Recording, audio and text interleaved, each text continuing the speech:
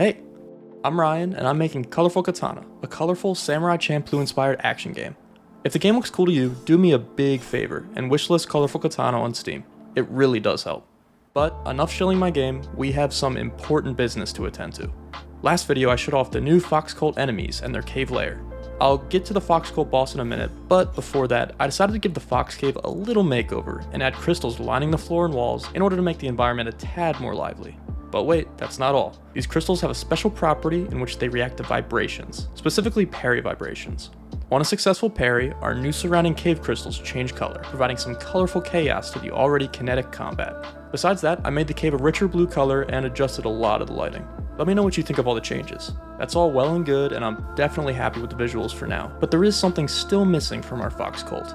I mentioned it being a necessity last video, and thinking about it more since has really driven home its importance. This necessity is boss battles, and in this case, a Fox Cult boss enemy. I haven't implemented any boss fights into Colorful Katana yet, partly because the idea of it intimidates me greatly. One of my original goals for this game was to create a combat system that I believe I described as Sekiro Light. My game is far and away less complicated than Sekiro, but I still wanted to elicit the feeling of parrying string attacks that Sekiro so masterfully spotlights. And here's the thing, I think Colorful Katana does highlight this feeling, especially when facing multiple enemies at the same time. The challenge now is accentuating the sensation when only facing a single boss enemy, just as Sekiro does. I believe this can be done with a handful of fast-paced combo attacks, mixed in with unblockables and maybe even a new mechanic. I want the fight to feel satisfying as the player learns the enemy's movements and parry windows, just as Sekiro does. Alright, but enough rambling. Let me implement some new boss stuff and I'll be right back to show you my progress. And we are back. Let me introduce you to the first boss I've implemented in Colorful Katana, the Fox Champion. Name and patent pending. This Fox Cult boss is dripped out in white and orange and uses a spear as his primary weapon. He's light on his feet and has a few explosive surprises up his sleeve. Something I wanted to emphasize with this boss specifically is that he's always on the move or attacking. With all that being said, let me show you his Phase 1 moveset. Reminiscent of the previously shown normal Fox Spear enemies, the Fox Champion has a beefed up spear charge attack, which is unblockable and must be dodged by the player. This boss is also sometimes paired with a smoke bomb, concealing the boss and dashing backwards before utilizing the previously mentioned charge attack. This is a pretty common theme throughout the fight. Besides using a spear as his main weapon, the boss dabbles heavily in bombs and other such explosives. Speaking of, if the player is at a far enough distance, the boss throws a cluster of bombs. The red circles pre-warn the player of the bomb's imminent explosions, and gives them an opportunity to dash out of the way.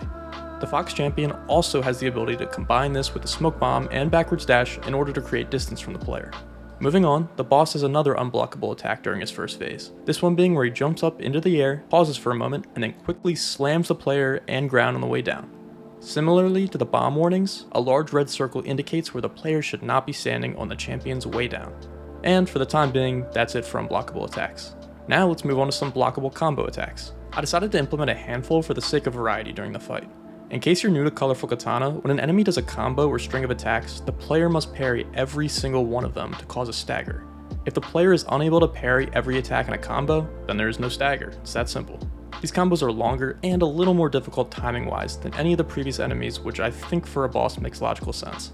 I also really believe that these combo attacks are where the feeling of Sekiro's kinetic combat is the closest to being achieved. I wanted to invoke bosses such as the Corrupted Monk and Over Into the Water, with their constant flowing string of attacks.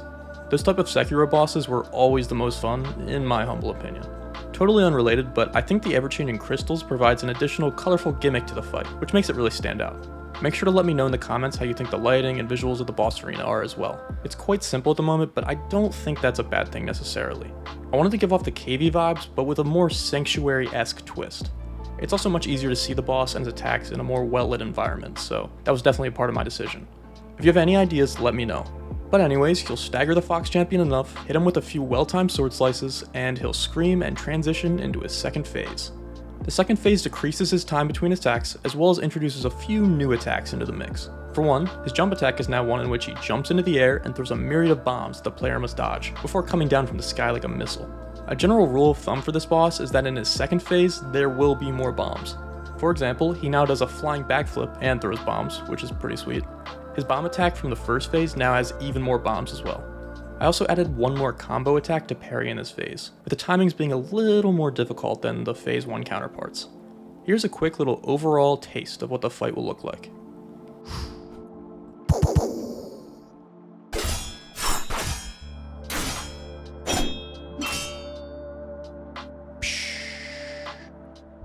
And that's it for the attacks I've been working on over the last month or so.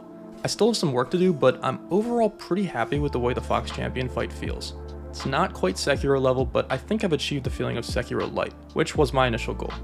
If I'm being perfectly honest, this was probably the most difficult thing I've implemented into Colorful Katana yet. I've done boss battles in the past for other games, but nothing ever as complicated as this little shit. In fact, he has more attacks than the rest of the enemies I've made combined. But luckily now I know I can do it, so I don't foresee the remaining gauntlet of bosses to be as intimidating to implement. It's a lofty goal, but I intend to have around 15 boss enemies in my game. I say that now, but who knows. This boss, as well as his arena, took over a month alone, so we'll see. But of course, I'll keep you all updated on any progress I make. I'll also eventually add a boss health bar and maybe even a fancy little intro cinematic, but that is all far future stuff. I don't want to waste any time with crazy polish before I add more actual content to the game. But anyways, I think I want to take a little break from combat to address another important missing aspect of Colorful Katana. Maybe a town or a village with NPCs walking around and things to do. Definitely something a little more chill. So, that'll be the next video if I had to guess. And as always, I'd love to hear your feedback on the game and boss battle, as well as any new boss ideas for the future. Oh, and yeah, wishlist Colorful Katana on Steam, if you're feeling the look of the game. That would be super helpful. Like and subscribe and all the YouTube stuff too. See ya!